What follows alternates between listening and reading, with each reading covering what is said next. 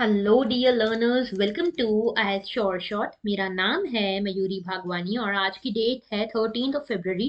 13 फरवरी के the Hindu newspaper को आज एनालाइज कर रहे हैं। 13 फरवरी के साथ कल यानी कि जो संडे था हमारा 12 फरवरी के द हिंदू न्यूज़पेपर को भी साथ में एनालाइज कर रहे हैं।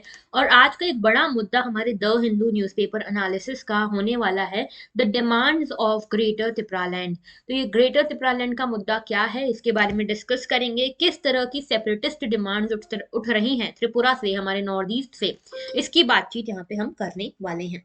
बढ़ेंगे आगे और मैं आपको बता दूं आगे बढ़ने से पहले कि कल यानी कि 12 फरवरी को हम एक बहुत इंपॉर्टेंट लेक्चर आपके लिए लेकर आए थे, क्योंकि प्रीलिम्स बहुत करीब आ रहा है और इसीलिए प्रीलिम्स को ध्यान में रखते हुए ज्योग्राफी मैपिंग के जितने भी क्वेश्चन अभी तक लास्ट 5 सालों में यूपीएससी ने पूछे हैं उन सभी को हमने एनालाइज किया था, ट्रेंड वगैरह देखा था कल के लेक्चर में। तो अगर आप चाहो तो उसको जरूर देखना, मैं उसकी लिंक ऊपर यहाँ डाल दूंगी, आपको दिख जाएगा। ओके। और सिर्फ 103 दिन बचे हैं आपके यूपीएससी प्रीलिम्स में, तो गाइस बकअप एंड बहुत बड़ा अलर्ट है आप सभी के लिए। और बात करते हैं आगे, तो हमारा जो कल का क्वेश्चन था उसको देखेंगे आगे, लेकिन आज का क्वेश्चन आप सभी के सामने ये रहा। गवर्नर से रिलेटेड ये क्वेश्चन है और अगर आपको आता है तो कमेंट्स डाउन अभी के अभी कर लो, लेकिन अगर नहीं आता है इस क्वेश्चन का आंसर तो पूरे लेक्चर को एंड तक देखना है, इसका आंसर आपको मिल जाएगा। और एंड तक देखने के बाद इस क्वेश्चन को सॉल्व जरूर करना और कमेंट सेक्शन में अपना आंसर जरूर देना। ओके। एंड देखो, इसमें कंजूसी मत किया करो, क्योंकि ये चीज ना आपके डायरेक्टली नॉलेज रिटेंशन से रिलेटेड है। आप जितने कमेंट्स करोगे, जितने आंसर्स दोगे, जितना पार्टिसिपेट करोगे, उतना ज्यादा आपको फायदा होगा मेन एग्जाम में, क्योंकि आपको याद आएगा कि मैंने ये गलती की थी या मैंने गलत आंसर दिया था, सही आंसर दिया था, जो भी। ओके। बढ़ते हैं आगे, तो हमारा पहला आज का जो आर्टिकल है ये बेसिकली कल पब्लिश हुआ था। आर्टिकल है टर्की के अर्थक्वेक के बारे में। वैसे तो हमने इसके बारे में सब कुछ ऑलमोस्ट डिस्कस कर लिया है कि कौन सी प्लेट वगैरह पे लोकेटेड है, लेकिन कुछ चीजें थी जो हमने नहीं डिस्कस करी थी, इसीलिए मैंने आज भी ये मुद्दा लिया है। तो ये जो है हमारा 12 तारीख का मुद्दा है, ठीक है, 12 फरवरी का मुद्दा है। और बेसिकली टर्की के अर्थक्वेक इतने डेडली क्यों हैं? तो आप सभी को पता है कि 7.8 मैग्नीट्यूड का भूकंप आया है टर्की में, जहां पे लगभग लगभग 20,000 लोगों की जानें गई है, 17,000 से 20,000 लोगों की जानें गई हैं। कहा जा रहा है कि 26 मिलियन लोग जो होंगे वो सीधे तरीके से प्रभावित होंगे इस टर्की के अर्थक्वेक से। अब अर्थक्वेक क्यों आता है वगैरह हमने बहुत डिस्कस ऑलरेडी कर लिया, मैं बहुत डेप्थ में इसके नहीं जाऊंगी। सिर्फ आपको एक चीज बताऊंगी। देखो भाई, ऐसा है कि हमारी जो अर्थ की क्रस्ट है वो बहुत सारी प्लेट्स में इस तरह से बटी हुई है। तो ये जो प्लेट्स है ना, इसके ऊपर हमारा पूरा का पूरा लैंड एग्जिस्ट करता है। ये जो प्लेट्स हैं आपस में कोलाइड करती हैं, आपस में एक दूसरे को पुश करती हैं, एक दूसरे से स्लाइड पास करती हैं एंड सो ऑन। और जहां पे भी ऐसा करती है ना, यहाँ पे फॉल्ट्स क्रिएट होते हैं। ये फॉल्ट्स जो है यहाँ से ही अंदर की सिस्मिक एनर्जी रिलीज होती है और इसी को हम यहाँ पे फॉल्ट्स कहते हैं। तो देखो, आपको दो तीन तरीके के फॉल्ट्स देखने को मिलते हैं। एक होता है जब देखो आप देखते हो कि जब एनर्जी रिलीज होती है, ठीक है, तो ये होता है नॉर्मल फॉल्ट। ठीक है, एक सेट ऑफ रॉक्स होता है जो एक दूसरे के रिलेटिव मूव करता है। तो जब आप रिलेटिव मूवमेंट देखते हो, ये दोनों कंप्रेस कर रहे हैं या डाइवर्ज कर रहे हैं एक दूसरे से, that is known as fault. Okay, normal fault होता है वो। लेकिन मान लो अगर ऐसा है कि एक ये रॉक है, ठीक है, और एक ये प्लेट है, दो plate number one, plate number two. ये प्लेट नंबर वन स्टैटिक है, लेकिन ये प्लेट नंबर टू ऐसे नीचे धसती जा रही है अगर, ठीक है, तो ये अगर स्लाइड डाउन हो रही तो इसको कहते हैं रिवर्स फॉल्ट। ओके। और हमारे हिमालय में जनरली जो अर्थक्वेक आते हैं ना, they are because of this reverse fault. लेकिन जो टर्की में यहाँ पे अर्थक्वेक आया वो आया है स्ट्राइक स्लिप के कारण। स्ट्राइक स्लिप का क्या मतलब है कि जब ये जो प्लेट्स हैं ये एक दूसरे के अगेंस्ट ग्रेट करती हैं और ये ऐसे इस तरह से मूव करती हैं आपस में, एक दूसरे के स्लाइड पास करती है, that is known as strike slip. और टर्की में जो अर्थक्वेक आया माना जा रहा है कि इसी के कारण आया, स्ट्राइक स्लिप फॉल्ट के कारण। तो एनर्जी जो रिलीज हुई है ना वो यहाँ से रिलीज हुई है, ठीक है। अब देखो, ये जो अर्थक्वेक है टर्की में क्यों ऐसा होता है, क्योंकि देखो टर्की जो है एनातोलियन प्लेट पे लोकेटेड है। जरा इधर देखो, ये है एनातोलियन प्लेट, यहाँ पे टर्की लोकेटेड है। और एनातोलियन प्लेट के आप देखोगे दोनों तीनों साइड पे बड़ी बड़ी प्लेट्स हैं। जैसे ऊपर आती है यूरेशियन प्लेट, नीचे आती है अफ्रीकन प्लेट, इस साइड आती है अरेबियन प्लेट। तो ये आपस में इन सभी का जो मूवमेंट है उसके कारण अनातोलियन प्लेट में जो प्रेशर क्रिएट हुआ है, यहाँ से अर्थक्वेक रिलीज हुआ है। तो दो फॉल्ट आते हैं यहाँ पे, एक तो है नॉर्थ अनातोलियन फॉल्ट ये वाला, और दूसरा है ईस्ट एनाटोलियन फॉल्ट ये वाला। ओके। तो यहाँ से बेसिकली एनर्जी रिलीज हुई है। अगर आप यहाँ देखोगे तो ये अनातोलियन प्लेट जो है वो इस तरफ जा रही है, वेस्ट की तरफ मूव हो रही है। क्यों? क्योंकि जो अरेबियन प्लेट है ये कंटिन्यूअसली नॉर्थ की तरफ मूव हो रही है, और नॉर्थ की तरफ मूव करने के लिए इसको अनातोलियन प्लेट को इस तरह से धक्का देना पड़ रहा है वेस्ट की तरफ। तो अनातोलियन प्लेट वेस्ट की तरफ जा रही है और अफ्रीकन प्लेट में जाके मिक्स हो रही है। तो बेसिकली इसी प्रेशर के कारण माना जा रहा है कि ये टर्की का अर्थक्वेक आया था। तो जो ये सिस्मिसिटी है ना, this is because of the interaction between African, Eurasian and Arabian plates. तो अरेबियन प्लेट जो है ये नॉर्थवर्ड मूव कर रही है, इसके कारण जो टर्की है, टर्की जो अनातोलियन प्लेट पे लोकेटेड है, ये अनातोलियन प्लेट वेस्टवर्ड मूव कर रही है। ओके, तो बेसिकली यही चीज आपको यहाँ समझाई हुई है कि ये अर्थक्वेक्स क्यों आ रहे हैं। और देखो ये अर्थक्वेक्स क्यों इतने डिवास्टेटिंग है, तो देखो यहाँ पे इस रीजन में कई सारे फॉल्ट सिस्टम है, जैसे अभी हमने देखा north Anatolian, western, eastern Anatolian and so on. Okay, अच्छा यहाँ पे क्या सिमिलैरिटीज है इंडिया के अर्थक्वेक और इधर के अर्थक्वेक्स में? तो देखो वैसे तो हिमालयाज अर्थक्वेक जो है ना, हिमालयन अर्थक्वेक, ये हिमालय ज्यादा फ्रीक्वेंट होते हैं, हिमालयाज में ज्यादा प्रोन है हिमालयाज अर्थक्वेक्स को, क्योंकि यहाँ पे बिल्कुल यंग फोल्ड माउंटेन्स बन रही हैं। ओके, और इंडियन प्लेट जो है वो कंटिन्यूसली यूरेशियन प्लेट में कोलाइड हो रही है, हिमालयाज कंटिन्यूसली क्रिएट हो रहे हैं, और इसीलिए हिमालयन रीजन जो है वो यहाँ पे कंटिन्यूसली रिवर्स फॉल्ट्स को फेस करता है, कंप्रेसिव फोर्सेस यहाँ पे लगती रहती है, और इसीलिए यहाँ पे अर्थक्वेक आते रहते हैं। तो अगर आप ऐसे देखोगे ना, तो ये जो हिमालयाज है यहाँ पे हो रहा है ये earthquake because of reverse fault, और ये काफी सिवियर होते हैं, काफी ज्यादा फ्रीक्वेंट है देन द टर्की वाला। ओके, तो टर्की वाले जो अर्थक्वेक आए हैं ये आया है because of the strike slip, जैसे कि मैंने आपको समझाया। ठीक है, और टर्की में ये जो एनर्जी रिलीज हुई है इस अर्थक्वेक के थ्रू, माना जा रहा है कि 300 सालों में एक्यूमुलेट हुई थी, इतनी एनर्जी रिलीज हुई है। ओके, अच्छा बताओ कि यहाँ पे क्वेश्चन खड़ा होता है कि how much does the magnitude of earthquake correlate to the damage. कहा जा रहा है 7.8 मैग्नीट्यूड का है, बहुत ज्यादा मैग्नीट्यूड का ये अर्थक्वेक है, तो इसीलिए इतना डैमेज हुआ है।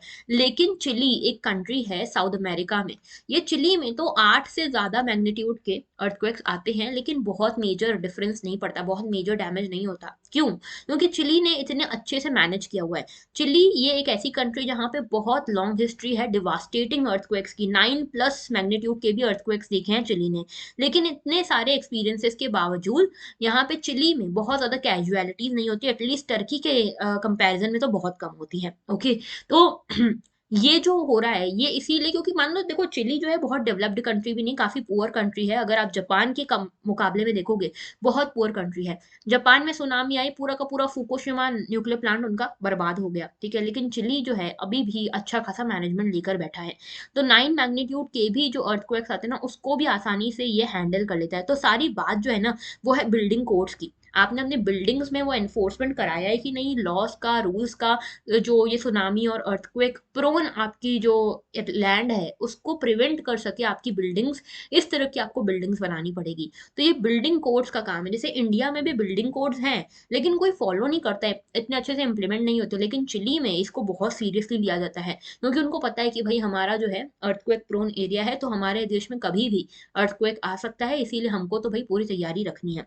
चिली में इसके इम्प्लीमेंटेशन पे कहीं ना कहीं लैकिंग देखने को मिली है, और ये चीज से हमको इंडिया को भी सीखना चाहिए कि हमको भी अपने बिल्डिंग कोड्स में अब फोकस करने की जरूरत है, क्योंकि हमारा भी इन्फोर्समेंट कोई बहुत ज्यादा होता नहीं है, तो लिमिटेड इन्फोर्समेंट है। ओके, बढ़ते हैं आगे नेक्स्ट इशू की तरफ।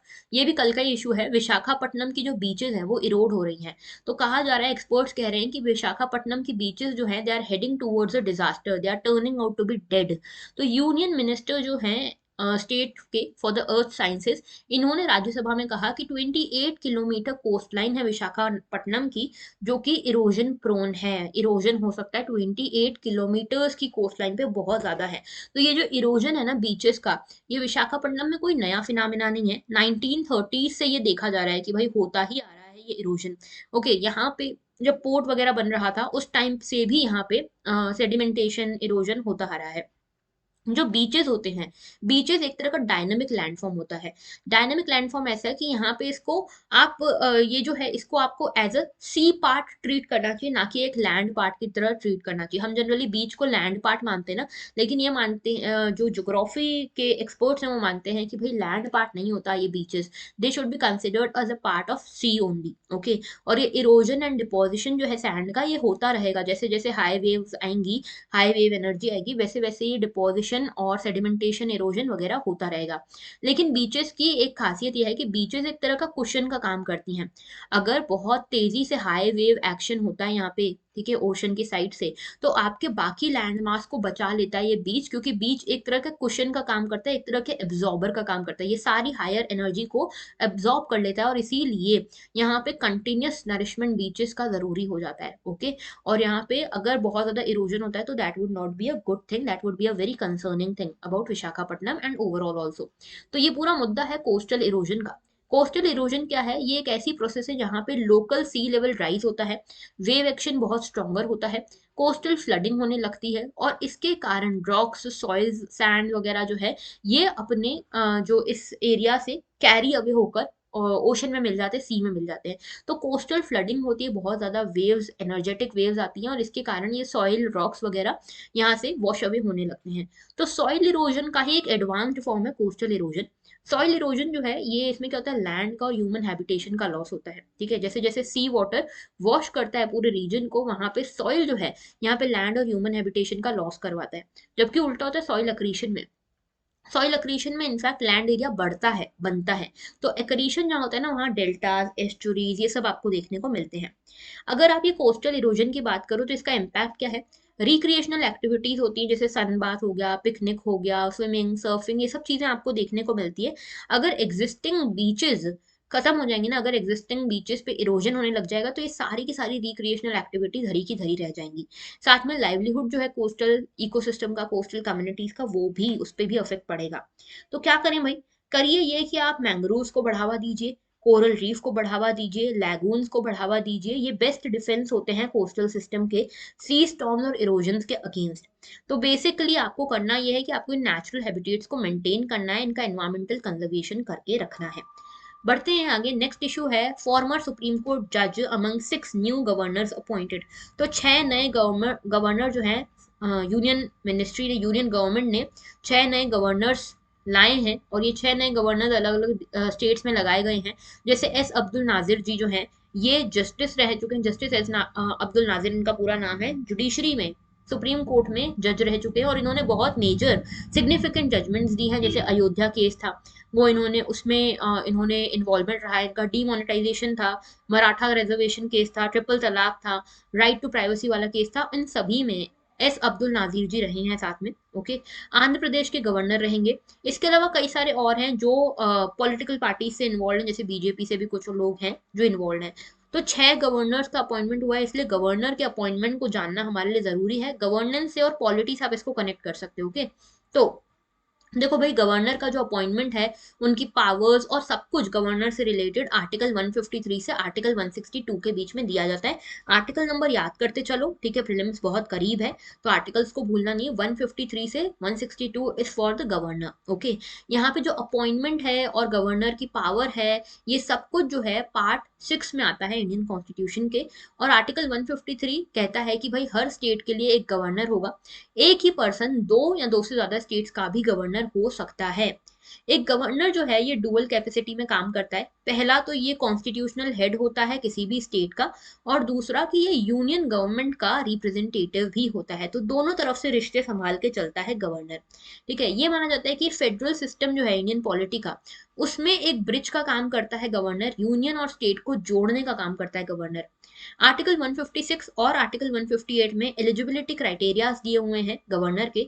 जैसे पहली चीज कि गवर्नर को सिटीजन ऑफ इंडिया होना पड़ेगा। दूसरी चीज, गवर्नर जो है 35 ईयर्स एज के होने चाहिए कम से कम। तीसरी चीज, गवर्नर को जरूरी नहीं पार्लियामेंट का या स्टेट लेजिस्लेचर का मेंबर हो, ऐसा कोई जरूरी नहीं है। और चौथी चीज कि गवर्नर यहाँ पे ऑफिस ऑफ प्रॉफिट होल्ड नहीं करना चाहिए। तो 4 चीजें हैं। पहला, एज 35 ईयर्स। दूसरा, सिटीजन ऑफ इंडिया। तीसरा कि भाई, एक तो आपको ऑफिस ऑफ प्रॉफिट होल्ड नहीं करना है, और दूसरा कि आपको स्टेट लेजिस्लेचर या फिर पार्लियामेंट का मेंबर नहीं होना चाहिए। तो एमपी एमएलए अगर कोई है तो उसको नहीं बनाया जा सकता। ठीक है, उसको हम यहाँ पे ये जो है गवर्नर नहीं बना सकते। अगर बनना है गवर्नर तो छोड़नी पड़ेगी एमपी या एमएलए वाली पद। ओके, तो गवर्नर का जो ऑफिस होता है नॉर्मली 5 साल का होता है, पर ये टर्मिनेट भी किया जा सकता है। पहले 3-4 केसेस हैं जहां टर्मिनेट कर सकते हैं। पहला तो अगर प्रेसिडेंट ही डिसमिस कर दें, अगर काउंसिल ऑफ मिनिस्टर्स की एडवाइस पे प्राइम मिनिस्टर को अगर पता चलता है, प्राइम मिनिस्टर को काउंसिल ऑफ मिनिस्टर बोलते हैं कि ये गवर्नर यहाँ से हटाना है, तो प्राइम मिनिस्टर सजेस्ट कर सकते हैं प्रेसिडेंट को कि भाई इनको हटा दिया जाए। इसके अलावा गवर्नर्स का जो डिसमिसल है वो बिना किसी वैलिड रीजन के भी हो सकता है, ठीक है। ये प्रेसिडेंट की ड्यूटी जरूर है कि गवर्नर को अगर आप डिसमिस कर रहे हो तो यहाँ पे आप ये बताओ कि भाई उन्होंने कौन सा ऐसा कुछ लॉ बना दिया या क्या कर दिया जो अनकॉन्स्टिट्यूशनल हो गया, मेलाफाइड हो गया, या फिर गवर्नर खुद रिजाइन कर दे। तो वैसे तो 5 साल का टेन्योर होता है। बढ़ते हैं आगे। नेक्स्ट हमारा इशू है the demand of greater Tripura land by Tripura Motha. तो बेसिकली क्या हो रहा है, देखो भाई ऐसा है कि त्रिपुरा त्रिपुरा में कई सारी इंडिजिनियस ट्राइब हैं, कई सारी ट्राइब हैं, और इन ट्राइब्स को ऐसा लगता है कि हमारा प्रॉपर डेवलपमेंट नहीं हो रहा है। इनको ऐसा लगता है कि हमारा डेवलपमेंट रुक रहा है। क्यों ऐसा लगता है? क्योंकि देखो इनका सेंसस जो है ना वो बताते हैं 1941 में जब यहाँ सेंसस हुआ तो देखने को मिला कि ट्राइबल और नॉन ट्राइबल पॉपुलेशन 50-50% तक है यहाँ पे। लेकिन उसके बाद ट्राइबल पॉपुलेशन घटती गई, 37% रह गई। ये जब हमारा इंडिपेंडेंस हुआ तब 37% रह गई ट्राइबल पॉपुलेशन, बाकी जो पॉपुलेशन थी नॉन ट्राइबल हो गई।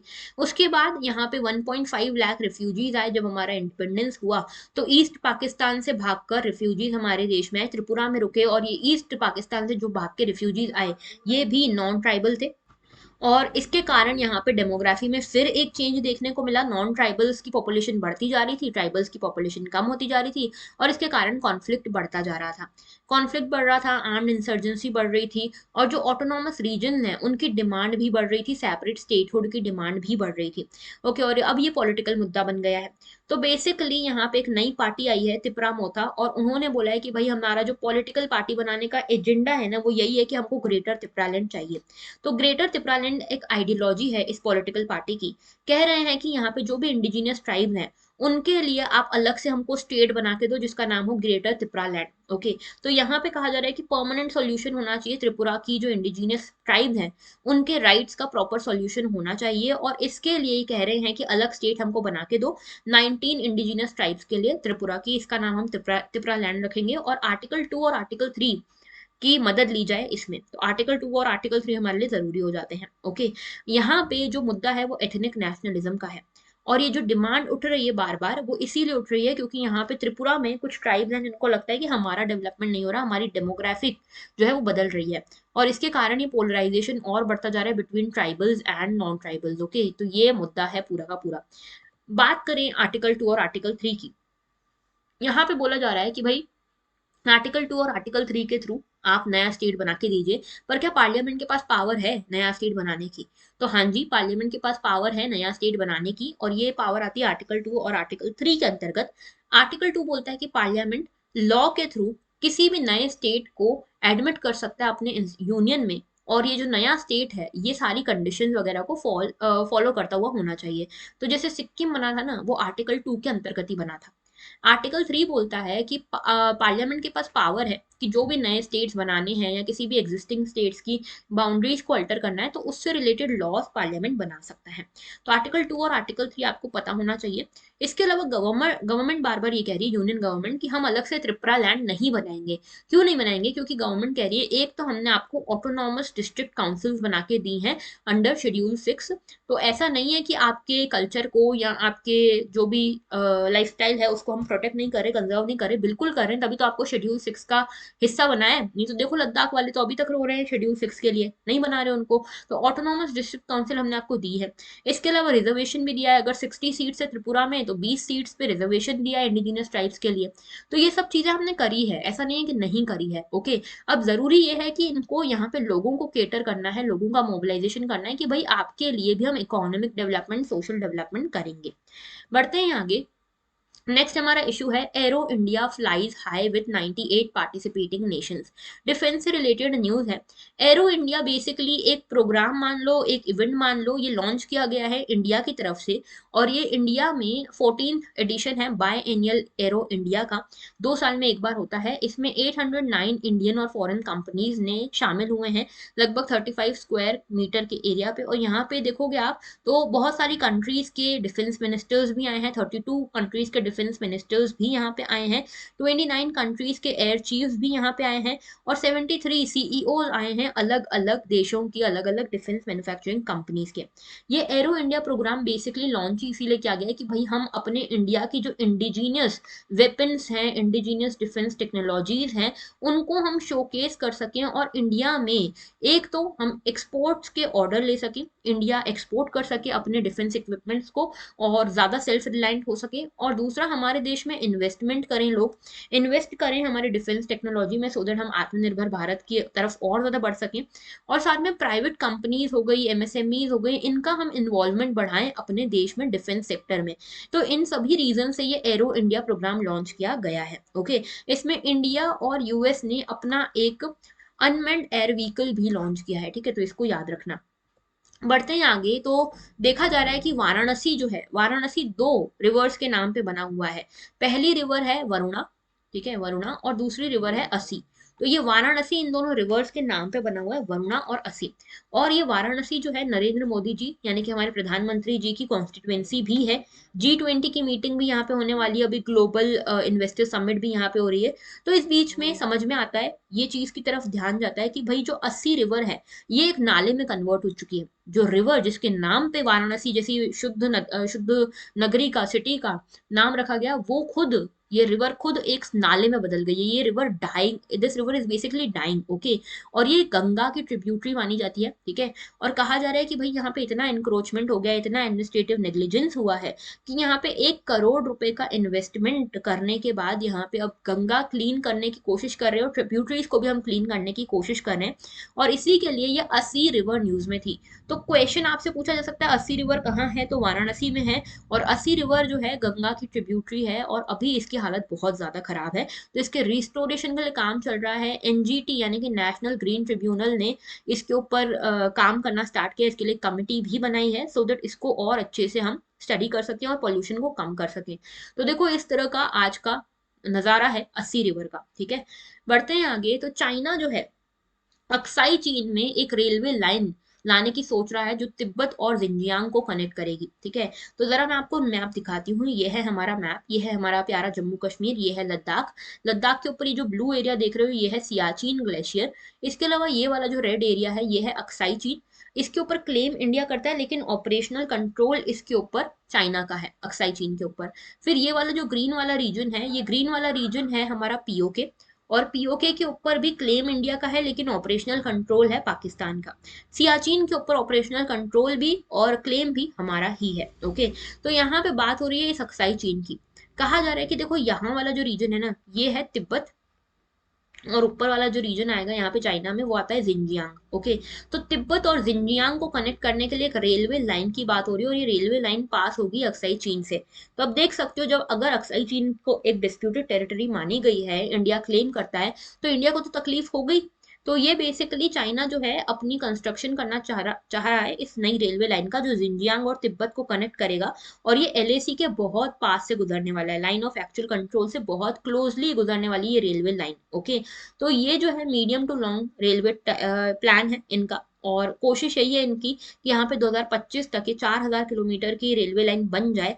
और इनका कहना यह है कि भाई हम ये बना रहे हैं, एडमिनिस्ट्रेटिव हमको सपोर्ट हो जाएगा और आसान रह जाएगा।